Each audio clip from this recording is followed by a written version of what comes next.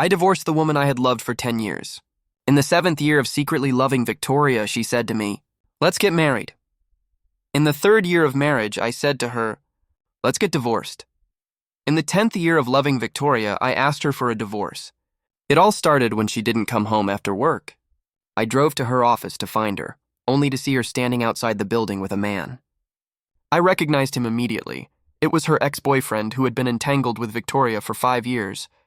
They stood on the steps, the man looking sharp in a suit, and Victoria, with her hair in soft waves, looked as if she was nestling up to him. Even though they weren't holding hands or embracing, there was an undeniable closeness between them, one that no outsider could breach. I glanced at our chat history. The last message was from me asking, "Are you coming home for dinner tonight?" She hadn't replied. She hadn't been replying to me much lately. Whenever I asked, she always said she was busy. But it turns out she wasn't so busy when talking to another man. I didn't approach them. I just watched from a distance. Victoria's smile looked unfamiliar. It hit me then, she hadn't smiled at me in a long time. We were supposed to be the closest of partners, yet every time she came home, she wore a cold expression. I had thought it was because she was too exhausted from work, but now I realized I simply wasn't the one who could make her smile. She glanced around casually, and her expression froze when she saw me. She said something to the man, and his smile faded. He waved to her, glanced at me, and then turned to leave. Victoria walked over, opened the car door, and sat in the passenger seat with a frown. "What are you doing here?" I calmly replied. "I came to pick you up from work." "Didn't you say you wouldn't let Andrew into your company?" Victoria's frown deepened. "Andrew graduated from Yale and worked at Morgan Stanley on Wall Street for several years. Where can we find such talent? Why wouldn't I let him in?" She sounded impatient. "Can you stop thinking about nothing but romance all day? Look at what he's accomplished now. Several companies are fighting to hire him. If it weren't for me, he might not even have considered joining us." Her disdain was obvious. I stared at the night lights mingling with the traffic in the distance and said nothing more. When we got home, Victoria didn't speak to me either. She went into the study and slammed the door shut. She was angry. What she didn't realize was that she only got angry to cover up her guilt, and perhaps I was the only one who understood her so well after 10 years by her side. But sometimes I hated myself for understanding her so well. Ignorance would have been less painful than this clarity. Neither of us spoke first. I didn't start a big fight like usual. We just had a cold war on opposite sides of the door. After a while, the study door was violently pushed open, and Victoria, with a dark expression, said, "What do you want? I'm telling you there's no way I'm firing Andrew. Either you accept it or we get divorced." "People can live without each other, Samuel, let me tell you," I interrupted her softly. "No need to fire him." "Let's get divorced," Victoria paused. "What did you say?" She seemed to laugh out of anger, her eyes filled with mockery. "Samuel, I'm not joking with you." "You'd better think this through. There's no negotiating about Andrew, so don't come back begging me later," she sneered. Like a dog. Victoria had always been so reckless with her words. The first time she fought with me like this, I locked myself in my room for an entire day, feeling like my heart was breaking. But now all I felt was a slight pain in my chest, quickly replaced by numbness. I didn't argue with her. I took out the divorce papers from my bag and placed them on the table. "I've already signed the agreement. The house is yours, the cash and car are mine. It's pretty much a 50-50 split. If you have any other requests, we can discuss them." Victoria was silent. She looked at me in disbelief, and then that disbelief turned into anger.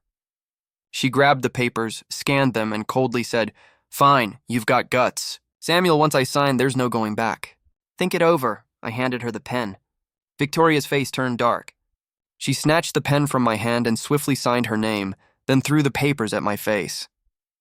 Tomorrow we're getting divorced." She stormed out shouting, "Whoever doesn't show up is a coward." I nodded. 9 o'clock tomorrow morning. "I've already made the appointment." She froze. I said nothing more and closed the door to the guest room. I could hear things being smashed outside as I lit a cigarette.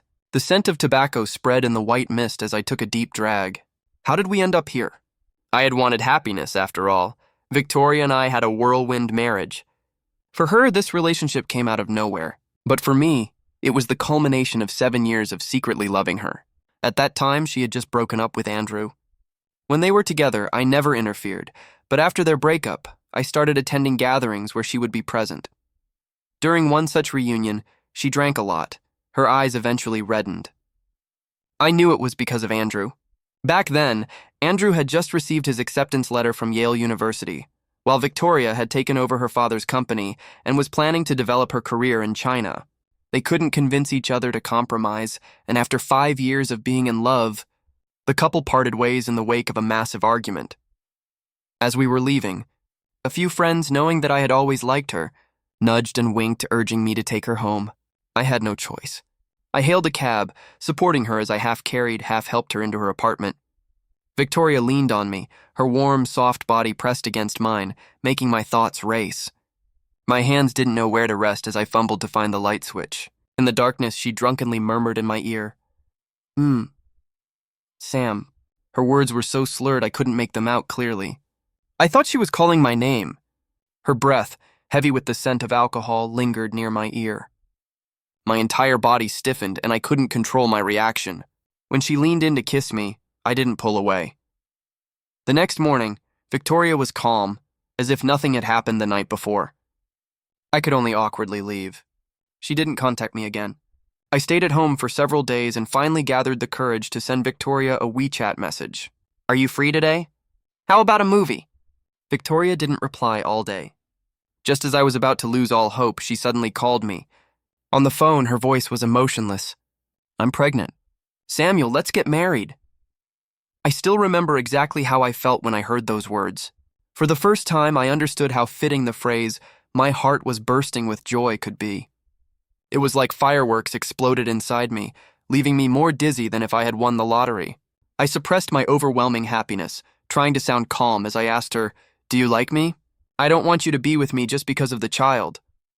Victoria was silent for a long time, avoiding my question. Don't overthink it. Come see me later.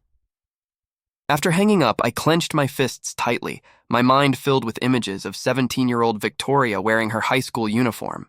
Love, once it begins, becomes impossible to stop. I don't know when exactly I fell in love with Victoria. Was it when she smiled at me during our late-night study sessions, her eyes crinkling? Or when she placed a milk tea on my desk and said, "It's on me"?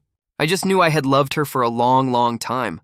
It was like walking alone in the dark and finally seeing the light of dawn.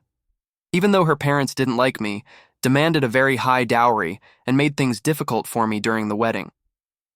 Even though the child didn't make it in the end. Back then, I truly believed I was the happiest person in the world. Being with her made all the bitterness turn sweet.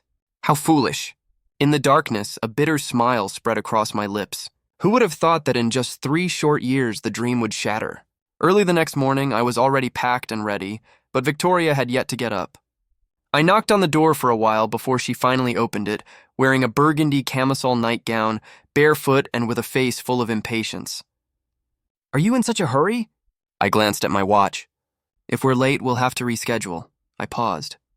You've been talking about divorce for so long. Now that it's finally happening, aren't you happy? I'm thrilled, she said through gritted teeth with a smile. Of course I'm happy. Andrew is back after all. At least you're smart enough to know when to step aside. I nodded. Let's go then. We didn't speak on the way. Victoria kept a cold expression, but I had grown used to it. I don't remember exactly when we stopped talking so much. At first, I loved talking to her. After loving her for so many years, I had saved up countless things to share with her. When I saw a dog on the street, heard a nice song, or watched a great movie, I would send it to her. But she rarely replied. Usually, it wasn't until much later, when she needed something from me, that she would reluctantly respond with a simple, I couldn't fool myself into thinking she was just naturally quiet. Because I had seen Andrew's social media posts, where Victoria seemed like a completely different person, sweet, lively, and quick to reply to everything he said. Over time, I just stopped sending messages. When we arrived at the Civil Affairs office, the clerk tried to mediate between us for a long time. Are you sure your relationship has broken down? Victoria was about to speak, but I smiled and answered, No, we had a whirlwind marriage, so there was never a strong foundation. Now it feels like we're not compatible, so we can't continue. Victoria glanced at me, her expression complicated.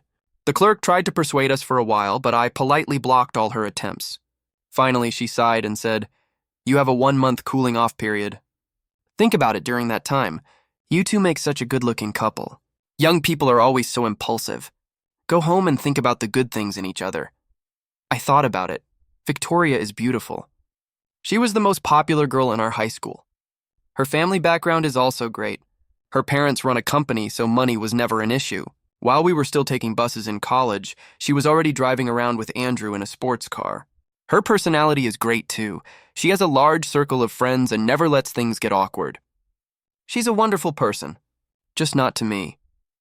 As we left the civil affairs office, the midday sun was so bright that I had to close my eyes. Victoria thought I was crying and finally showed a triumphant smirk. Regretting it now?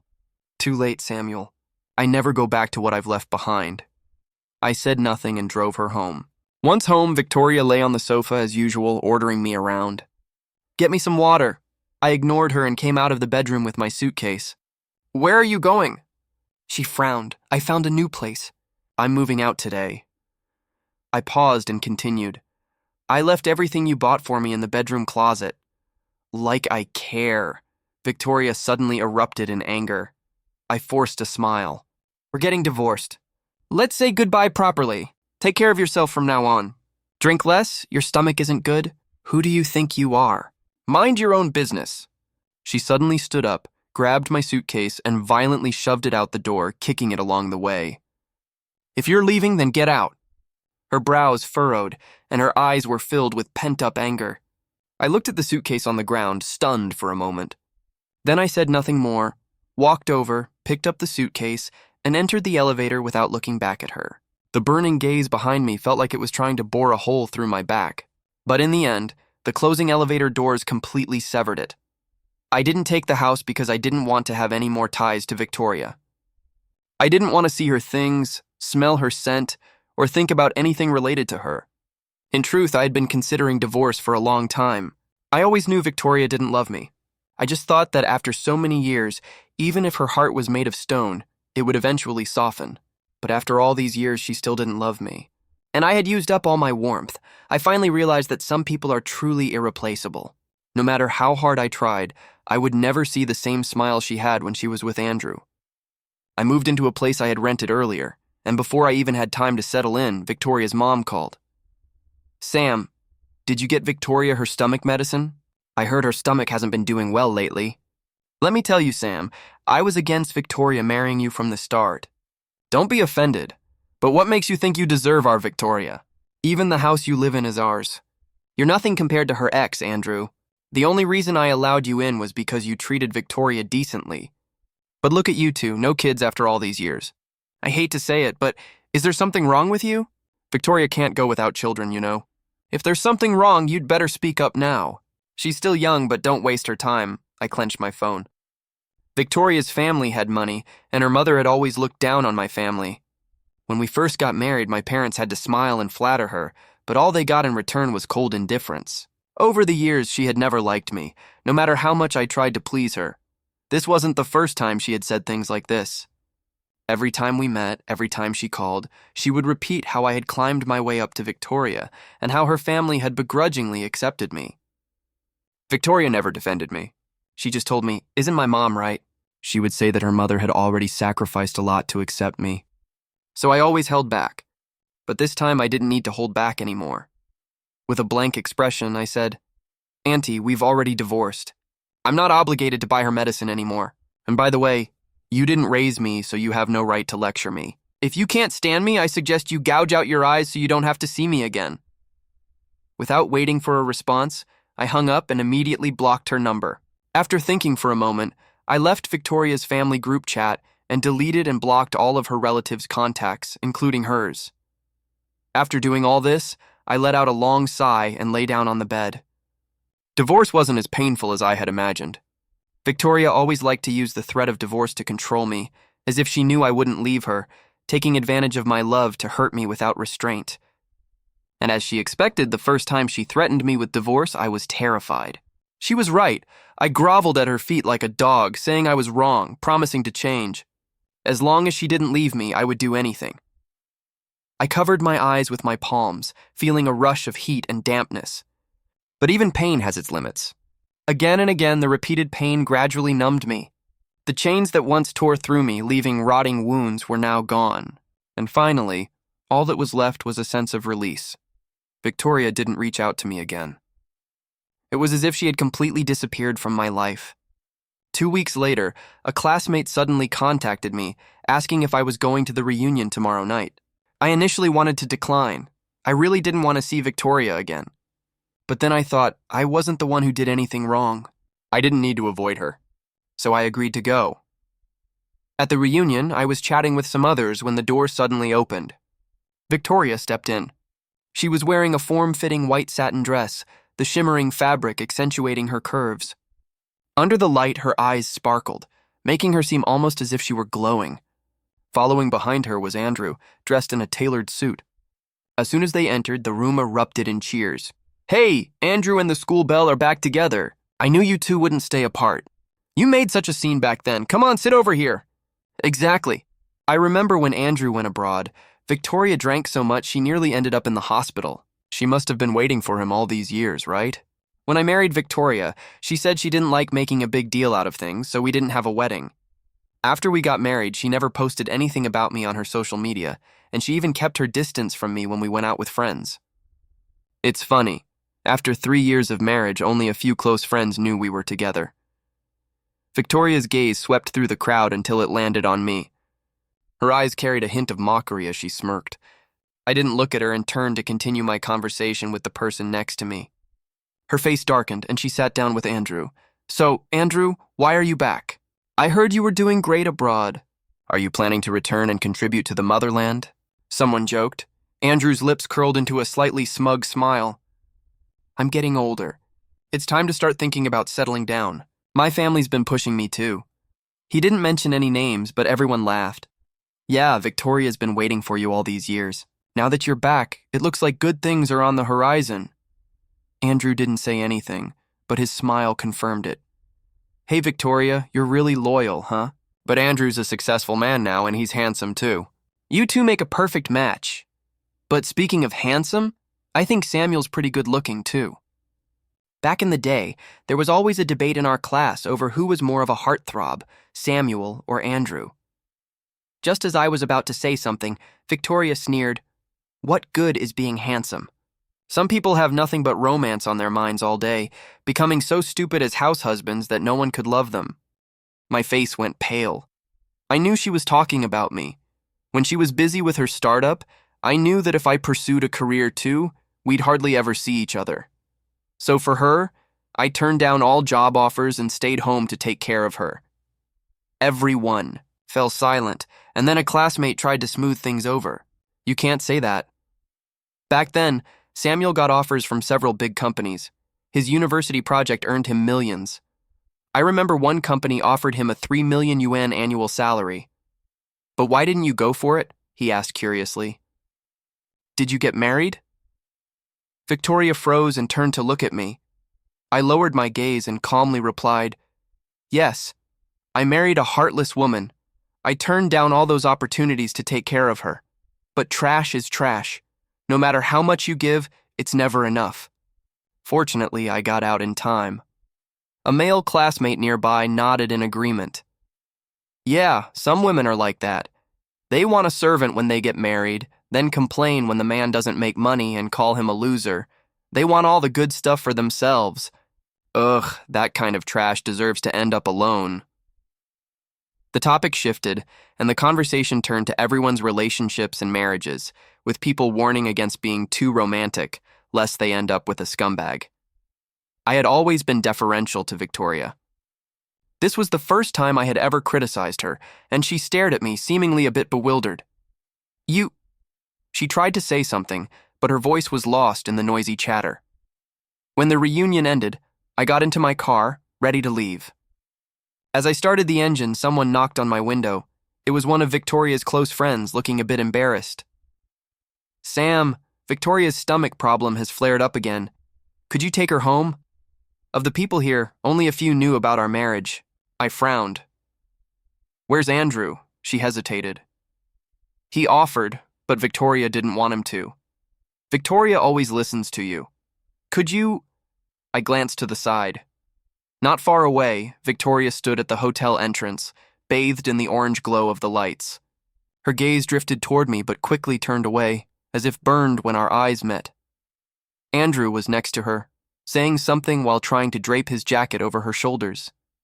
She seemed distracted, frowning as she waved him off. "We're divorced," I said, turning my attention back to her friend. "Sorry, but you'll have to find someone else." "Sam..." She tried to say more, but I nodded to her and drove off. In the rearview mirror, I saw Victoria watching me, slightly hunched over, her face pale. I didn't look back at her as I drove away. Everyone around Victoria knew how much I cared for her. Her stomach problems started when Andrew left, and she drank excessively, causing long-term damage. Over the past 3 years, I went from being completely clueless about household chores to becoming the perfect husband, cooking soups and meals in countless variations just to take better care of her.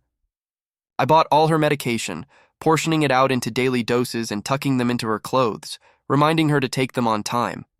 When she forgot to bring her medicine on a business trip and woke up in the middle of the night with stomach pains, I braved the freezing winter and took the earliest flight to bring it to her. But by the time I arrived, she had already fallen asleep, so I waited outside her door for hours until I was covered in snow. When Victoria finally woke up and opened the door, she simply frowned in annoyance and said, "Give me the medicine and leave." It was on the way back from that trip that I had a car accident and ended up in the hospital for half a month. She never visited me, not even once. Memories gnawed at my heart like insects, not enough to be excruciating, but sharp enough to be impossible to ignore. Sometimes I didn't understand myself. I wasn't normally this kind of person, so why had I become so pathetically humble when it came to her? But love has a way of defying logic, easily demolishing all of a person's principles. One smile from her, and all my boundaries would crumble, leaving me defenseless, cut into 1,000 pieces by her. My love had been completely exhausted. The Samuel who once had eyes only for her had been worn down to nothing by her own hands. The next morning, just as I was about to leave, I received a call from my parents. They told me that both they and Victoria's parents were at our place and asked me to come home for a talk. I had anticipated this day would come. Divorce isn't a small matter. It involves 2 families. Even though I didn't want to go back, it was something that had to be resolved eventually. In just 2 short weeks of being away, the house that once felt like home now seemed unfamiliar to me. As soon as I walked in, I felt a sense of suffocation. Both sets of parents were sitting on the sofa, and Victoria was off to the side, quietly fiddling with her nails, her head down, not saying a word. Perhaps sensing that I was serious this time, Victoria's mother didn't immediately start berating me. Instead, she frowned and said, "Sam, I know young people can be impulsive, but divorce is no small thing. How can you just talk about divorce so casually?" I chuckled. "Auntie, you should ask your daughter that. She's the one who brought up divorce. If I remember correctly, this is the 13th time Victoria has mentioned wanting a divorce. Since she's so determined, I'm just giving her what she wants." Victoria's mother was taken aback and forced a smile. "Victoria is just being childish. She's not mature yet." "Oh, really?" I replied coolly. "She's older than me by half a year. Is there something wrong with her development? She's 25 years old enough to have children, yet her brain isn't mature?" Victoria's mother was embarrassed and fell silent. Victoria's father cleared his throat. "Sam, Victoria is young and doesn't understand. As her parents, we apologize on her behalf. But when a marriage has problems, it's never just one person's fault. It takes 2 to tango. Uncle, if I slap you, would you say it's my hand's fault?" Now that we were divorced, I no longer needed to hold back. I could say whatever I wanted. I walked over to Victoria and said in a low voice, "Victoria, stop pretending. Why don't you tell your parents what really went wrong in our marriage? Your ex-boyfriend came back and you said you didn't like a man like me who only knows about love and spends all his time at home taking care of you. But wasn't it your family who said you were in poor health and asked me to quit my job to take care of you? For years I cooked and cleaned, made you 3 meals a day, and because of your stomach problems, I, someone who loves spicy food, never made anything spicy at home again. Victoria, tell me honestly, was that my fault?" Victoria remained silent. Her mother couldn't help but interject, "You can't just blame her. After all these years, you two still haven't had a child. We weren't happy about Victoria, getting pregnant before marriage, and then you couldn't even keep the baby. Who knows if there's something wrong with you?" I suddenly turned around, raising my voice. "Yes, she got pregnant, but getting pregnant isn't just up to me. If Victoria didn't want to, could I have forced her? Why is everything my fault? Didn't I take responsibility for her afterward? You say the baby wasn't born? Why don't you ask your daughter why? She secretly had an abortion and didn't tell me. She never wanted that child in the first place. So whose fault is that? Mine?" I hadn't planned on getting angry, but the emotions I had suppressed for so long burst out uncontrollably. Was it wrong to give everything to someone? Why did loving someone turn into a mistake? In the end, I nearly broke down shouting at her, "Victoria, tell me, what exactly did I do wrong?" My mother stood up, shocked. "You told us the baby wasn't healthy and that's why you had the abortion." I looked down, bitterly smiling. "I was too stupid to protect her from your anger." My mother's eyes reddened, and she trembled as she questioned Victoria. "Victoria, our family has treated you well over the years. We've truly seen you as a daughter. Your mother demanded a dowry of 880,000 wen. You didn't want a wedding, and your family has always looked down on Samuel. We never said a word. We knew Samuel loved you, and we just wanted you two to be happy. Is this how you repay him?" The color drained from Victoria's face. "I'm sorry, Mom. Don't call me Mom. I'm not your mother," my mom shouted, her eyes blazing with anger. My father's expression was equally grim as he looked down, clenching his fists. "Victoria, I don't know why you called both our parents here, but I haven't done anything to wrong you in all these years. I don't want this to get ugly. Let's part on good terms," I said wearily. Victoria raised her head, her emotions a mix of regret and something else, her lips trembling as she finally spoke softly. "You did nothing wrong. If we're here, it's all my fault. I'm sorry. I didn't mean to. Samuel, please give me a chance to make it up to you. I won't be like this anymore." A hint of sarcasm appeared in my eyes. "Of course you didn't mean to. You just enjoyed the good things I gave you while despising me. Victoria, sometimes I really can't understand you. You never gave me anything, never had the right to make decisions for me. You just took advantage of my love to keep taking from me. But even if I dug out my heart for you, you'd only scorn it for being bloody. I loved you, so I treated you well. But you used my love to hurt me again and again, all while looking down on me." I leaned closer and whispered, "What kind of person are you, Victoria? What gives you the right?" Victoria's eyes flickered, her face pale as if she had been through a serious illness. Facing my questioning, she couldn't say a word, as if my words had pierced her heart, leaving her at a loss for the first time. Her once strong and proud back seemed to bend under the weight. "Andrew came back, and you told me you wouldn't let him into the company, but then you kept him there. Victoria, you were unfaithful in our marriage, broke your promises and then blamed everything on me, saying I was obsessed with love. Isn't this perfect? I'm giving you what you wanted." Victoria looked up quickly. "There's nothing between Andrew and me. We're just colleagues," I sneered. "Can you honestly say you didn't have any lingering feelings? Do regular colleagues need to have meals together every day, constantly texting each other? Victoria, do you think everyone else is stupid? Happy to be fooled by you?" Victoria opened her mouth but couldn't find the words. I stood up and said coldly, "I've said what I needed to say. I hope you don't bother me again." Just as I was about to step out the door, Victoria called out to me. Her voice trembled as if someone who had always lived in a bubble was finally seeing herself clearly. "Samuel, if I'm willing to change, do we still have a chance?" I turned back to look at her, and there was a trace of fear in her eyes. Victoria had always been proud and aloof in front of me, always looking down on everything. In this relationship, she had always been the one in control. I had never seen her look so frightened. "It's too late," I said quietly, then closed the door behind me. After leaving Victoria, I started sending out resumes and looking for work. Fortunately, it hadn't been too long since I graduated, and my previous projects were impressive enough that many companies were eager to hire me. In her eyes, I was probably worthless, not even worthy of standing in Andrew's shadow. Because of that, throughout our relationship, I constantly doubted myself, living in a state of pain, questioning whether I was really as terrible as she made me feel. But now I realized she couldn't define me. I was good enough.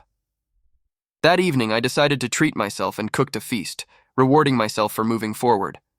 The cooling off period would end in a few days, and I'd finally be free from this relationship. But a phone call interrupted my good mood. Andrew's voice was somewhat distorted over the line. Let's talk. I looked at the chopsticks in my hand, feeling a bit irritated. There's nothing for us to talk about. You wouldn't want me to keep bothering you, right? It's better to clear things up. Although he was the one seeking me out, his tone was still arrogant. I hung up the phone without hesitation. The next day, when he called again, his tone had softened considerably. I just want to discuss something with you. It'll only take an hour. I won't waste your time.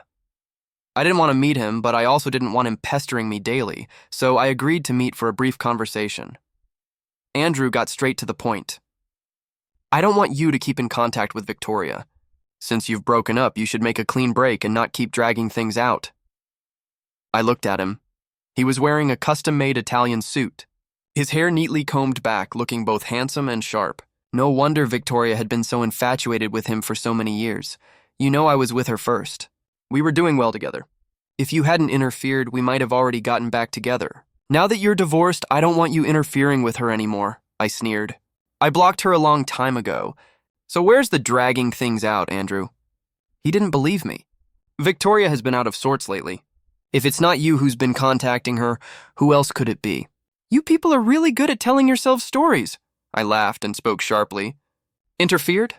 How did I interfere? You two broke up before we got together. How does that count as interference? If Victoria didn't want to marry me, do you think I could have forced her with a knife to her throat? Why don't you go ask her? As for me contacting her, I set down my coffee and looked at Andrew with disdain. Don't worry. If you're still into her, then keep her close. I'm not interested in that woman anymore. Andrew tried to say something more, but his eyes suddenly widened. Victoria hurried over from behind me, grabbed his arm, and angrily said, Are you out of your mind? Who told you to come find him? Andrew's face darkened. What's wrong with me talking to him? You two are getting divorced. Why are you still thinking about him? Didn't you tell me before that he's boring? That you were tired of him because he was always hovering around you? Victoria froze, turning to look at me. I crossed my arms unfazed. I'd heard these words too many times by now. They no longer had the power to hurt me. Victoria gritted her teeth. You're crazy. Whatever happens between him and me is none of your business. We're not even legally divorced yet. Andrew looked at her in shock. But we were together first, and you said you couldn't forget about me, didn't you? Victoria, don't you remember how we... That was in the past, Victoria said coldly. I have a husband. You and I have nothing to do with each other. She stared at Andrew, emphasizing each word. I'm warning you, don't come looking for him again. Or I won't be so polite. Andrew's expression grew ugly, and he stared at Victoria for a long time before letting out a bitter laugh. Victoria, you win. He shook off her hand, walking out of the cafe in a hurry, looking somewhat defeated. Victoria pulled me out of the cafe. After a moment of silence, she spoke. I'm sorry. You're right. I initially did want to get back with Andrew. I was too young then, and being dumped felt too unfair, so when he came back, I wanted to show him how successful I'd become, to make him regret it. I mistook that obsession for love. She rubbed her face and said quietly, Now I realize I haven't loved him for a long time. At some point, it had started snowing. Snowflakes landed on Victoria's shoulders, but she didn't seem to notice, only offering a bitter smile. After you said what you did that day, I went home and thought for a long time. I realized I'm really a terrible person. I thought you couldn't live without me, that you were dependent on me, so I hurt you recklessly, even looked down on you. But now I see that you were just someone who loved with all your heart, openly and fully. Your love was noble. I was the one who was the lowest. The distant streetlights flickered on, and a snowflake fell on her eyelashes, quickly melting into a glistening drop. Her voice lowered. After you left, no one was there to make soup for me when my stomach hurt. I tried to find the medicine, but I couldn't. I tried to buy it, but I didn't even know what it was called. Now I realize it wasn't you who couldn't live without me. It was me who couldn't live without you. I've been lost every day since you left. I don't like this feeling of confusion, but I don't know what to do. The bed is cold. So cold it scares me. Victoria covered her face, laughing bitterly, her voice hoarse. It turns out I had already... fallen in love with you. She had said so much that I was surprised. When we were together, Victoria had always been stingy with her words, leaving me to play out a one-man show. Turns out she could talk this much. But it was a bit too late. I didn't want to hear it anymore. I caught a snowflake in my hand, feeling its coldness as it melted in my palm. Victoria, you don't love me. You're just not used to the person who was always around you suddenly being gone. You're just afraid no one will love you as much as I did. I turned to leave, but Victoria grabbed my arm. She bent slightly, her expression almost humble. Samuel, I'm begging you. Victoria, who's never begged anyone in her life, is begging you. Please give me one more chance, okay? I was wrong before. I didn't realize how important you were to me. I promise I pulled her hand away, cutting her off. Victoria, no one waits forever. I'm not your parents, who only have one daughter. But for me, there are plenty of women. Victoria stood frozen for a long time, shouting after me, her voice filled with desperation. Samuel. In the swirling snow, she stood there, her eyes gradually reddening. I won't get divorced, she said. I turned back and said calmly, then I'll file for divorce. Victoria, you're making a fool of yourself. Don't act like a dog. It was as if someone had suddenly choked her. She stared at me, her expression filled with pain and regret. A single tear fell from her eye, an unexpected drop. This was what she had said to me when we first talked about divorce, and now I was returning her words in kind. I finally understood her. When you don't love someone, hurtful words can slip out so easily. She finally regretted it. But the right answer had come too late. It had already become the wrong one. In the end, Andrew didn't manage to secure his position at Victoria's company. It was discovered that he had faked his resume. He had only interviewed on Wall Street but never actually made it through. His supposed experience at Morgan Stanley was also fabricated. The truth came out after he took on a project and completely botched it, failing to even get the decimals right in the proposal, leading to massive losses for the company. The deputy manager sensed something was off and decided to run a background check on Andrew, only to discover that he had landed the job solely through Victoria's connections by boasting about himself. The scandal blew up and Andrew was forced to leave the company in disgrace. His reputation was ruined and he couldn't find work in the industry anymore. He had no choice but to return to his hometown. Meanwhile, it seemed like the tides had turned for me. I was doing well in my career, and a headhunter from a reputable company in the industry reached out, offering me a vice president position. I planned to work for a few years, gain more experience, and then start my own business. While things were going well for me, Victoria wasn't doing so well. She ended up in the hospital again after drinking heavily. One of her friends called me frantic. Sam, please, I'm begging you. Victoria has been drinking all night, and nothing we say can stop her. Please, can you come and see her? I hesitated for a moment. Sorry, I have a meeting today. I can't make it. She's been calling out your name, crying, saying she's sorry, her friend pleaded. She really loves you. How can you be so heartless? I laughed bitterly. When I got into that car accident while bringing her medicine, she was video chatting with Andrew, flirting. I called her multiple times, but she wouldn't pick up, and in the end, I had to call 120 to save myself. The doctor said if I had been any later, I might not have made it. The broken ribs nearly punctured my lung. But when Victoria found out, all she said was, "Okay, I know." It was then that the last bit of love I had for her died. I finally realized that no matter how hard I tried, I could never warm her stone-cold heart. If we're talking about heartlessness, I have to bow down to her. I clenched my fists and hung up the phone without saying another word.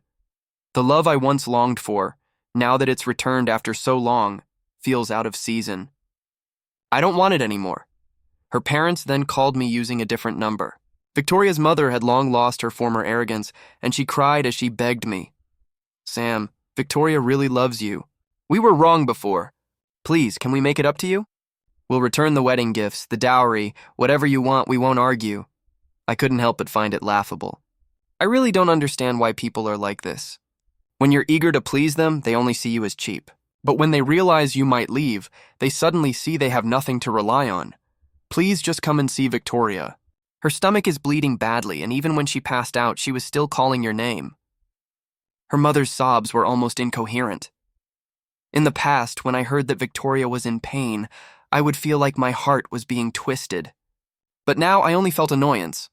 I hung up the phone, picked up my meeting materials, and headed into the conference room. Where was all this concern before? Even if she drank herself to death now, I wouldn't shed a single tear for her. I thought that with Victoria in such a state, she wouldn't be able to go through with the divorce. But to my surprise, she showed up 3 days later. She looked pale and haggard, having lost a significant amount of weight. She looked at me as if she wanted to say something, but ultimately remained silent. She didn't beg or plead, just signed a new agreement. All the assets went to me, and she left with nothing. Think of it as a way for me to atone. This way, I can have the dignity to try and win you back. She smiled bitterly. I shook my head with a sigh. If you had known it would come to this, why did you act that way before? Once upon a time, I really wanted to be happy with you. I had poured everything I had into loving her, laid bare all that I was before her, just begging for her to notice me. I had tried my best, and though I didn't get the outcome I wanted, I had no regrets. Victoria lowered her head for a long time, then spoke softly. I was too foolish. I could have been happy once. But it's only when I lose something that I realize its value. From now on, she began cautiously, can I still contact you? As if afraid I'd refuse, she quickly added, I won't bother you often. Just give me a chance to know that you're doing well. There's no need for that. I smiled at her. The past is the past. We both need to move on, but I added as I gently brushed back a strand of her hair, next time you meet someone who loves you, don't treat them the way you treated me. Loving someone isn't wrong. The person being loved shouldn't trample on that love, because love is precious, and you never know when it might disappear. Victoria's expression turned grim, as if my words had become a knife that stabbed her deeply. In the shadowy light, I couldn't see her face clearly, but I could hear the slight tremor of pain in her voice as she choked out, Okay. Goodbye then. I wish you happiness. I waved goodbye to her. Samuel, she suddenly cried out, breaking down. Samuel, I can't be happy without you. I suppressed the pang in my heart, didn't look back, and walked away into the sunlight. When I love fiercely, with all my heart, offering everything I have. But when I no longer love, I never look back. Everything in the past has faded. I won't look back. I'll keep moving forward. This is where it ends. Goodbye forever, Victoria.